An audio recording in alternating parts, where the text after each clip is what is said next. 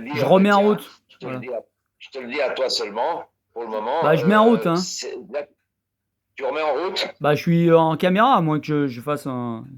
À moins que je poncte, si c'est un truc perso. Ouais, pour moi. Ouais, tu peux dire on coupe. On tourne. On tourne. Numéro 3. D'accord. Troisième Ok. vidéo de la série. Ouais, alors frérot, là je te disais donc un grand merci encore une Ah fois. oui, Et puis je suis vraiment. n'oubliez pas, j'oubliais une chose très importante. N'oubliez pas de vous abonner. Parce que là, on est en chute libre en ce moment. On perd des abonnés.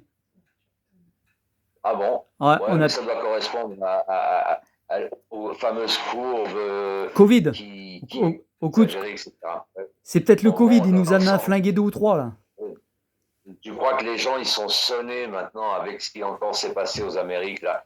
Ils sont complètement dans un monde de confusion telle, et Ah je ouais. pense assez gavé. Parce que moi, je ressens ça aussi, hein. Je suis un peu gavé de regarder des vidéos. Mais bon, je ne regardais pas de la merde, n'importe quoi. J'essayais franchement de discriminer, de choisir les meilleurs, d'écouter aussi des professeurs qui sont peut-être un peu pédants, mais qui savent vraiment un petit peu quelque chose à propos du grand tout.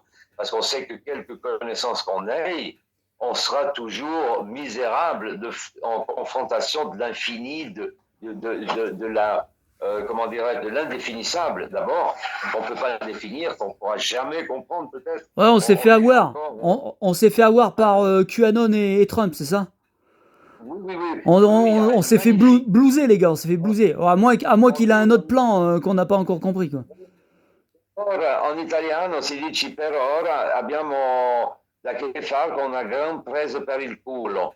Alors ça veut dire que pour le moment, on s'est fait prendre par le cul, tu vois, en italien. Ça veut dire, il nous a baisé la gueule, quoi. Ils nous ont baisé la gueule, peut-être tous ensemble, parce que je pense que les deux, ils font partie du même plan, du même scénario. Ils ont accepté le scénario avant. Ouais. Ils devaient perdre. Il, Ils devaient faire une tension à la il- Shakespeare ou ouais, pas c'est les. Shakespeare. On appelle ça les deux faces de la même pièce. Voilà. Et en fait, c'est eux qui tiennent la pièce dans la main. Donc, avec toutes comme ils ont envie de la jeter ou de la faire rouler, c'est Voilà. eux qui commandent pas. Et puis, Donc voilà. Alors, ils disent que Trump, il serait du truc ouais. spécial. Ah, comment ils appellent ça? J'ai oublié le nom. Là, ils le sortent un espèce d'état spécial, je sais pas quoi, avec les Kennedy. Oui, c'est là, Mais comme l'état c'est très profond, lassant. l'état profond a Tout le plus de monde est très 2000 ans, fatigué. enfin bon, tu t'en sors pas, quoi. Ouais.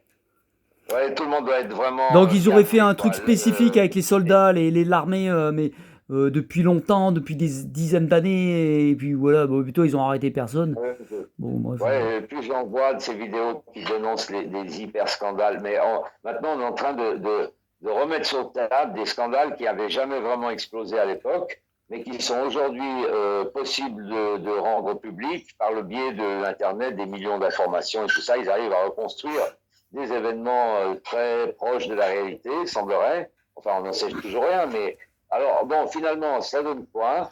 C'est une énorme. Si tu fais une soupe avec 150 ingrédients dedans, d'accord? Tu mélanges, tu balances dans de la fleur 150 sortes de légumes, de produits, d'épices ou n'importe quoi. Eh ben, ta soupe, elle va être dégueulasse, quoi. Finalement, il y a un moment donné, c'est d'ailleurs si tu la bois, tu risques de vomir. On est bien d'accord? Oh, ça se peut, ouais.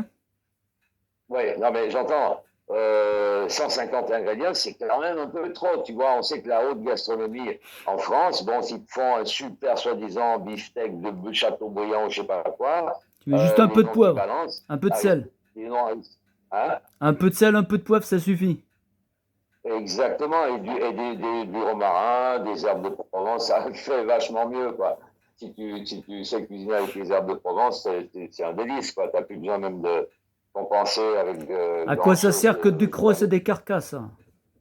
Ben d'ailleurs, on a parlé de Montaigne au début. Tu sais que Montaigne, bon, il a un peu touché à tous les thèmes.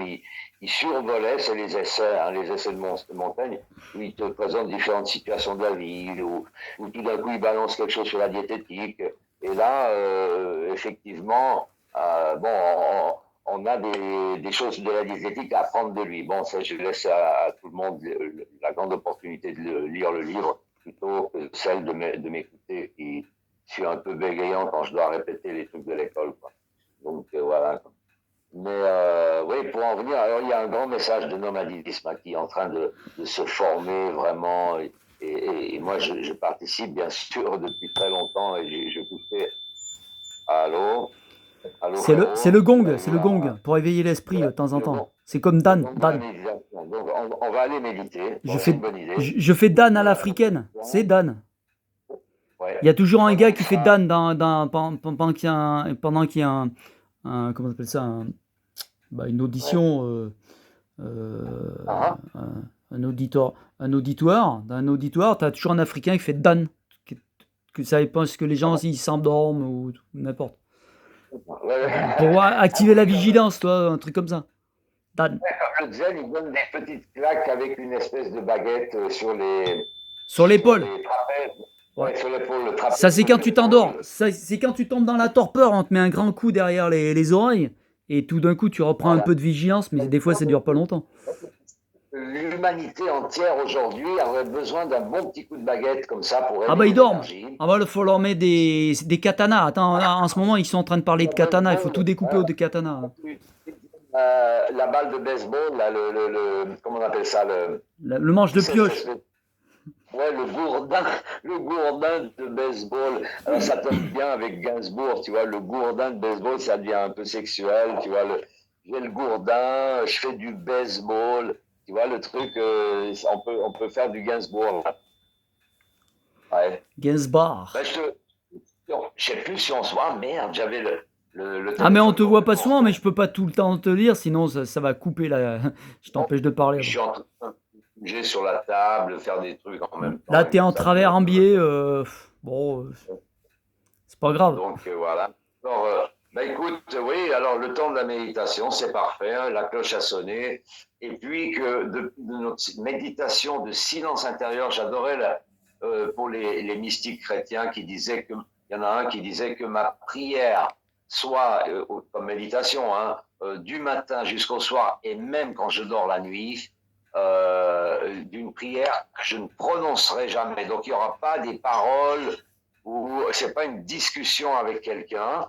D'ailleurs, on arrête de se parler à soi-même et c'est le silence intérieur. Donc voilà. Et il y a d'excellentes vidéos sur ça. Je renvoie bien sûr à d'autres plus experts, c'est-à-dire plus experts. Ben, il suffit d'avoir soi-même conscience des moments de silence intérieur.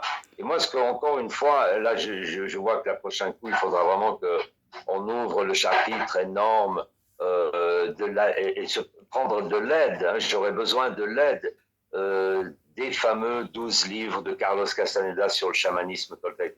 Parce qu'on a vraiment une richesse d'informations, d'amour illimité, d'équanimité, des parangons de sobriété, de modestie, de beauté, de grâce, d'art. C'est des artistes, voilà. Et je pense que tout le monde a besoin de ça aujourd'hui. On est dans le noir, on est dans le charbon, on ne voit plus même, tu vois. Donc il faut un petit peu redonner du relief et on va donner notre participation. On a, non, on a dit en Goodzy, je n'ai plus besoin de personne. Voilà, bon, là, Gainsbourg, il nous a bien aidé aussi. Hein. En Alors, Harley merci à lui. Davidson. En Harley Davidson, j'ai plus Ouais. besoin de personne. Oh, c'est un peu dommage qu'il ait La gardé pub Goodzy, c'était une Goodzy, sinon rien. À l'époque du Ricard, c'était une Goodzy, sinon rien. BM, Ouais. c'est l'esprit, comment il dit, comment c'était Esprit, je sais plus, l'esprit, je sais plus la pub BM, c'était Esprit, un truc comme ça. Les Vikings, c'est des Vikings. Ouais. Ouais.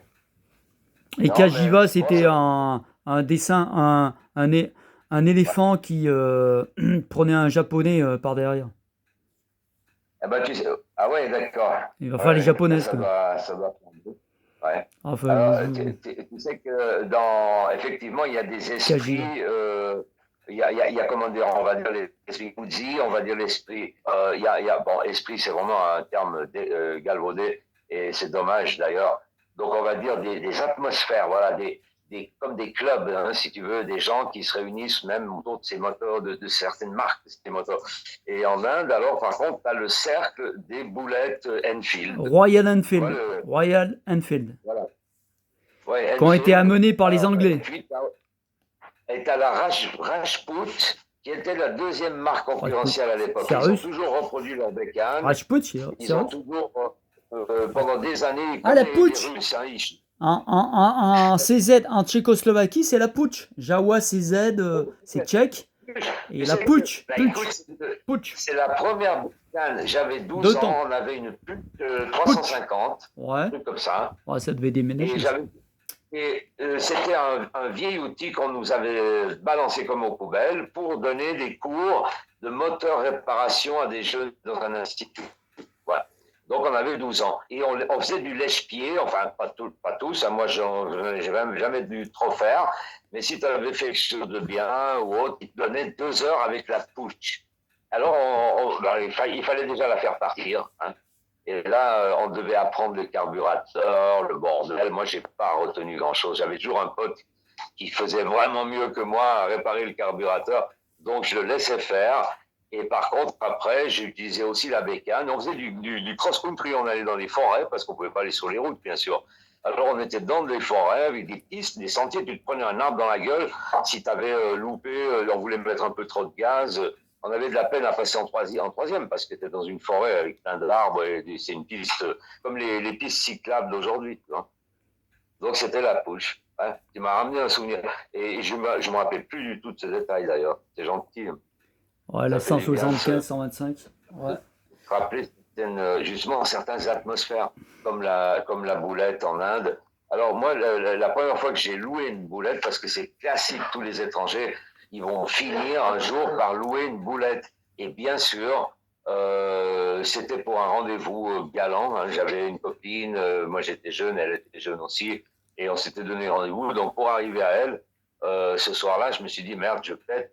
C'était rien, c'était $1,50. Tu vois, tu louais une bécane, Enfield, boulette, 500. Il y a la 500 cc, et puis je crois qu'il y avait une boulette de 350. 3,5, ouais, plus courant. Oui, il y a le 3,5 et à la 500 ou 550, je ne sais plus.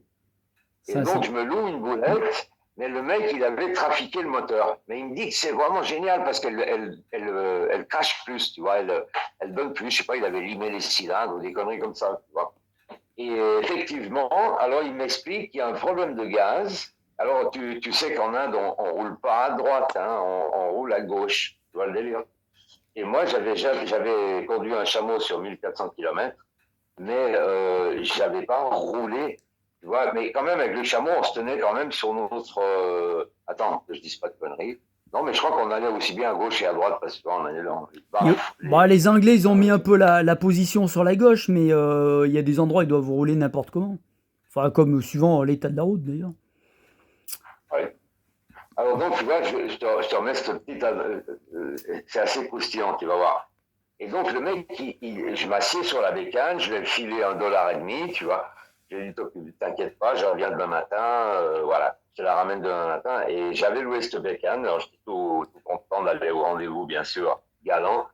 Et il me montre pour les gaz. Alors, si tu mettais pas plein gaz, tu lâchais l'embrayage, tu pouvais pas, elle calait aussitôt.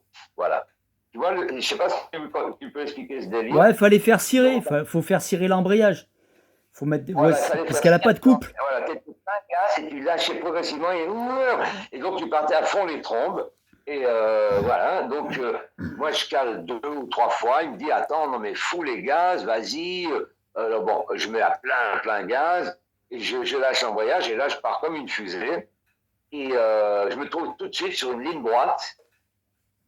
Et là, je vois un mec en face avec une bécane qui arrive et qui me fait des signes de va te faire foutre, connard, tu vois, du genre, bon, les grands bras d'honneur, et en faisant des signes aussi d'aller de l'autre côté, tu vois, parce que j'étais bien sûr sur ma droite, à la place d'être à gauche. T'as compris ? Oui, tout à donc, fait. Moi, je suis foncé dedans en roulant sur sa piste, tu vois, non, la folie, quoi. Je te jure, j'en ai pris un choc, ça m'a foutu une claque au niveau conscience, au niveau de... Parce que j'étais putain concentré sur ce putain de de gaz, Ouais, enfin, elle était merdique, sa bécane, quoi. C'était inconduisible, quoi. J'étais en train d'essayer de faire qu'elle ne cale pas, parce que j'étais quand même réussi à partir 2, 3 fois, mais en changeant de vitesse, elle avait eu le temps de caler, cette pute, tu vois. Donc, je devais rouler à plein gaz, et c'était ce qu'il voulait, lui. Donc, première à plein gaz, deuxième à plein gaz, troisième à plein gaz, c'était déjà à 100 km/h. D'accord. Ouais. Et là, j'avais ce mec en face à 100 km/h, et moi, je lui fonçais dessus. Mais j'ai cru que c'était lui qui me fonçait dessus. Tu vois, moi, à un moment donné, j'ai dit, mais il est débile, le mec, il est ivre-mort, il est en train de faire des grosses conneries sur sa bécane en me venant en plein dans la gueule, tu vois. Et puis au dernier moment, c'est moi qui ai gagné parce que je ne me suis pas rendu compte tout de suite, mais il a passé sur ma. Donc je ne sais plus maintenant, tu vois, comment ça donne. C'est lui qui t'a évité, tu veux dire? Oui, et pour m'éviter, c'est lui qui est venu sur ma piste à moi, que normalement je devais être. Tu comprends? Ah, il t'a Donc, doublé sur moi, ta par contre, piste. je suis resté sur ma droite, donc T'as j'étais sur croisé, sa quoi. piste à lui.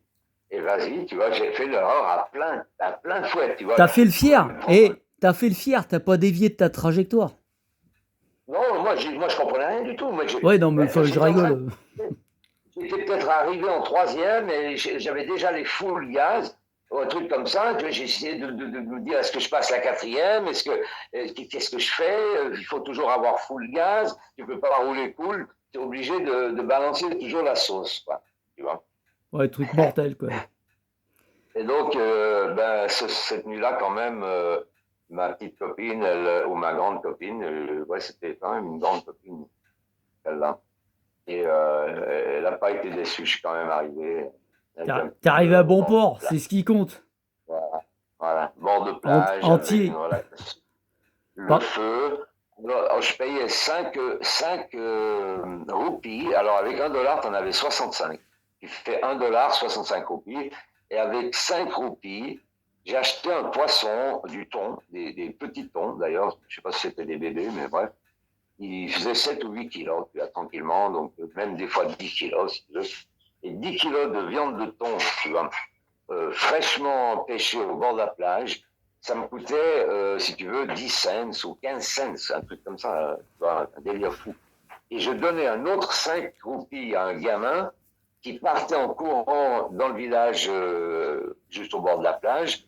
Il allait chez sa mère qui cuisinait le poisson comme un restaurant de 5 étoiles à Paris, tu vois, donc avec justement les chutneys, donc les pickles, hein, des cornichons, si tu veux, à l'indienne, hein, des trucs pimentés, du citron, des patates frites ou des trucs comme ça, au bord d'un plat, un magnifique plat en un bois d'ébène, tu vois, et tu avais ton poisson dans les 2 heures qui suivaient, qui venait sur la plage cuisiner. Et le tout, ça te coûtait donc 10 roupies, qui est 0,6% d'un euro, d'un dollar. Tu vois le délire, hein, en Inde. Yes. En tout cas, je te conseille d'y mettre une fois. Donc, c'est vraiment pas un pays à y vivre, hein, il faut le dire tout de suite, parce que c'est complètement surpeuplé. Tu peux pas aller chier dans un arbre, derrière un arbre, sans qu'il y ait des gamins autour, ou n'importe des gens, des femmes qui étaient en train de faire leur lessive, ou De aussi bien reliquer. Ouais. Alors, tu as des trucs de fou. Mais bon, je veux dire, au premier coup, au premier abord, pendant 6 mois, c'est des paysans, c'est tellement, comment dirais-je, exotique et c'est prenant, tu vois. Tu peux te regarder à gauche, à droite, la vie des gens, comment ils font, c'est bizarre. Donc, tu es attiré comme un enfant par tout ce qui bouge, par tout ce qui. Et il y a plein de couleurs, ils sont tous habillés différemment, il y a différentes classes, mais ils se mélangent et donc ça donne un kaléidoscope monstrueux qui te fatiguerait après 6 mois. Tu n'as plus du tout envie de ça. Tu as envie de te retirer dans un désert et de voir plus personne, quoi. Mm-hmm. Par contre, il faut s'immerger dans cette ambiance de paix, de tranquillité qui encore est possible parce qu'ils sont habitués, c'est la masse. Ils sont tellement nombreux, ils savent de pas trop s'emmerder ensemble et donc ils se respectent, et, quelles que soient tes coutumes, ton habillement, ils vont pas trop te juger. On sent pas trop que, ouais, ce sera plutôt, est-ce que tu as des trucs américains ou pas? Voilà, le grand jugement. Mais bon, à partir de là, si tu sais te comporter comme un Indien, comme quelqu'un du pays, eh bien, il n'y a pas de lézard, quoi. On peut s'intégrer, bien sûr, mais c'est pas le pays à y vivre, clair. Par contre, il y a une forte magie de, quelle que soit ta spiritualité, quelles que soient tes recherches d'équilibre intérieur, moi je préfère cette définition-là, mais tu vas être boosté, tu vois, comme le booster, comme le coacher, le Boosté. booster, tu vas Ouais, avoir boosté, booster. Ouais. booster. Donc, Typhoon tu vas avoir booster. un booster, tu vas avoir un coacher aussi, comme il dit, le cocher. Hein, c'est en français, je pense que ça doit se traduire par cocher, celui qui conduit la diligence. Donc, tu vas avoir un coup de maître. Et si on est sincère en Inde, si on a vraiment, bien sûr, une ferme volonté inébranlable dans sa détermination et tout ça, de trouver quelqu'un capable de t'enseigner quelque chose de profond, eh bien, on aura des chances. Je ne vais pas dire que ce sera facile. Hein. Il faut quand même sortir des grandes villes, il faut aller dans les montagnes, mais tu vas trouver d'excellents instructeurs, parce que c'est le meilleur terme qu'on peut donner. C'est parmi les termes comme maître, ou alors les différents du clergé. Alors, je ne sais pas, tu as les 3 étoiles, ou les 2 étoiles, l'étoile 5. Non, toute la hiérarchie, au-delà de tout ça, quoi. Oui, c'est simple acceptation, finalement, de la différence. Elle est possible aussi en Inde. Voilà. Donc, c'est riche, hein, c'est un trésor à goûter, à y goûter, parce que, bon, de toute façon, quels que soient les trésors terrestres, on sait qu'on ne fait qu'y goûter maintenant. Maintenant, pour moi, le plus grand trésor, c'est de trouver un miel exceptionnel. Et tu sais que j'avais cherché pendant 7 ans dans un pays petit comme la Géorgie, bon, enfin petit, moyennement petit, mais enfin, c'est 3 départements français, en tout cas, eh bien, et même plus, hein, je pense qu'il y a des grandes montagnes, 6000 mètres, c'est la Géorgie, donc au Caucase, eh bien, j'ai cherché très longtemps, et puis là, j'ai eu un ami qui a une copine qui vit à l'extrême est de la Géorgie, très perdu, un coin très perdu, où c'est encore très protégé au niveau nature, etc. Ils n'ont pas d'usine, c'est pas pollué du tout. C'est un mini-parc, un parc protégé, donc on ne peut pas y construire des hôtels ou des merdes, et donc, ou des fabriques. Hein. Et ils font un miel qui est quelque chose d'extraordinaire et qui me rappelle un miel que j'ai mangé dans mon enfance, parce que moi j'ai toujours été comme les ours. J'adore le miel et je cherchais toutes les sortes de qualités parce que c'est tellement. Tu pourrais très bien mettre sur un festival du miel, tu pourrais ramener 25 000 sortes ou peut-être 50 000 sortes de miel dans le monde entier. Tu vois, donc c'est clair que chaque pré, en quelque sorte, chaque prairie aurait un miel différent. Voilà. Et maintenant, j'ai trouvé, par contre, je ne peux pas l'acheter ni rien du tout parce que c'est un miel qu'ils font au niveau familial, ils se le partagent entre eux. Bon, on comprend, hein. Ils ne vont pas vendre un super produit organique, diététique. C'est génial. Hein. Si tu manges une cuillère de ce miel-là, tu ne peux pas manger une deuxième parce qu'il est tellement puissant, tellement fort. Tu vois, une cuillère suffit et c'est vraiment de la bombe. Hein. Voilà. Donc, prenons soin de nous par le biais de, comme disaient les anciens Grecs, hein, être le docteur de soi-même, le diététicien de soi-même. Mais il nous faut quand même un minimum d'informations. C'est bourré, Internet est riche comme un trésor, encore une fois. Et on peut aller se servir dans le trésor, on peut aller en Inde, on peut chercher un instructeur d'art, de doctrine, de façon de faire, d'équilibre, de rééquilibrage de nous-mêmes et de méditation, bien sûr. Voilà. Donc, bonne méditation à tout le monde. La cloche a sonné. Ah, sur ces bonnes paroles. Ouais, on va faire un round. Oh, on est à La 24 cloche minutes, sonne. c'est déjà pas mal. Ça va en faire 2-3 vidéos là, pour la soirée. Et Ok, n'oubliez pas d'activer la clochette, de vous abonner. Pour faire du live pour les futurs manifs, quels que soient les manifs moto ou autre chose. Comme ça, on pourra activer du direct. Moi, tu sais, je place la caméra, je l'avais fait une fois dans les manifs moto. Je mets la caméra ouais. en fixe et puis on voit les gens arriver tranquille. Je fais pas de commentaires ou je regarde un peu le chat. Mais bon, là, j'ai pas eu le temps de. Voilà. Tout ça, on peut plus le faire actuellement, quoi. Ouais. Alors pour les moteurs les moteurs intenses, les moteurs enragés, les moteurs de grintos, on dit en italien, les moteurs qui hurlent, quoi, parce qu'il y a des moments où il faut que la route elle se dégage, il faut qu'on puisse prendre un bol d'air, il faut qu'on puisse dégager d'un étranglement, tu vois, on parle de confinement, on pourrait très bien dire étranglement. Tu vois, ah oui, étouffement. Ah bah là, ils sont en train de parler sur les radios, là, sur RMCVC ce matin, là. Ils commencent à dire, alors maintenant ils vont nous pondre les masques homologués obligatoires, alors mis comme ci, mis comme ça, enfin vraiment ça va devenir de plus en plus chiant. Plus de masques maison, alors tous les masques qu'ils vendent, ils collent pas l'étiquette de la norme NF ou européenne dedans, tu sais, c'est fourni dans le paquet mais à côté, parce qu'évidemment tu peux pas te trimballer une étiquette sous le masque, ça va plus aller quoi. Donc ils commencent à nous gonfler avec ça. Il faudrait toutes ces histoires de masques et compagnie, il faudrait que ça s'arrête tout de suite. Surtout que la carte mondiale où ils confinent, ils obligent les masques et où ils veulent vacciner tout le monde, c'est au Canada, donc l'Amérique du Nord et les pays européens. Tous les autres pays sur la carte du monde, ils ont fait des statistiques, ils ont regardé, ils tournent tous à la chloroquine ou avec des médicaments, peu importe, ou du zinc. Et ils obligent pas les gens à se vacciner ou à mettre des masques, des muselières, et ils les enferment pas, il n'y a pas de confinement. Hein, d'ailleurs, pour avoir le moral, quand tu as le moral, tout va bien, et ton immunité est plus forte, et ainsi de suite. Donc nous, ils sont en train de nous étouffer à petit feu, là, et je sais pas, vraiment, franchement, je sais pas ce qu'il faut qu'il se passe, mais il faudrait qu'il se passe quelque chose pour nous débarrasser de toute cette merde. Hein. Il y a un côté sans pitié, écrasant, une implacabilité du monstre. Les monstres sont... La bête est là, il a dit, la bête est là. Ouais.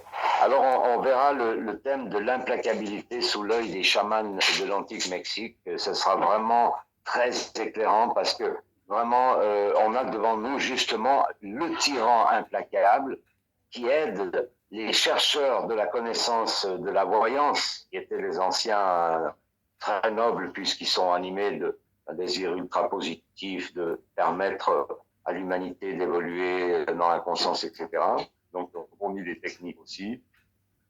Voilà, donc l'implacabilité est une des meilleures flèches à notre arc. Hein.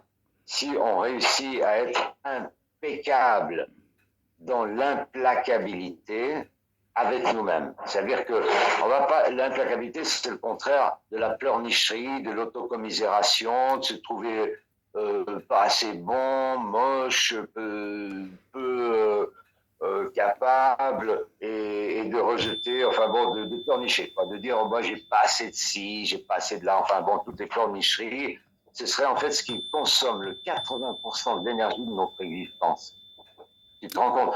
En fait, le bébé qui est arrivé, le bébé qui sort de sa mère et qui doit faire le premier cri, le premier pleur, eh bien, il va continuer pendant 80% de sa vie à pleurnicher. En fait, on pleurniche. Et bien sûr, on cache. Alors, on a souvent honte de pleurnicher trop envers soi-même ou pour soi-même.